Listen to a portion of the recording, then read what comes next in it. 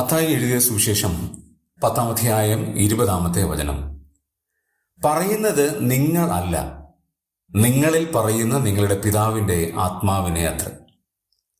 ചെന്നായ്ക്കളുടെ നടുവിൽ ആടിനെ പോലെ അയക്കുന്ന ശിഷ്യന്മാരോട് കർത്താവ് പറയുകയാണ്, നിങ്ങൾ മനുഷ്യരെ സൂക്ഷിക്കണം.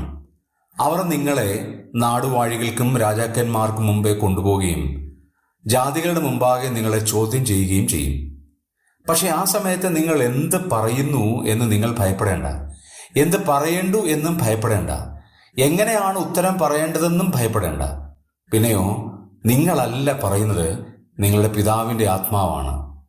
നാം യാത്ര ചെയ്യുന്ന വ്യത്യസ്തമായ സാഹചര്യങ്ങളിൽ ദൈവത്തിൻ്റെ സംരക്ഷണം ഉണ്ടാകുന്നു എന്ന് മാത്രമല്ല, പ്രതികൂലമായ ജീവിത സാഹചര്യങ്ങളിൽ നാം എങ്ങനെ സംസാരിക്കണം എന്നും ദൈവത്തിൻ്റെ ആത്മാവ് നമ്മെ നിയന്ത്രിക്കും എന്ന് പറയുന്നത് എത്ര ആശ്വാസകരമായ കാര്യമാണ്.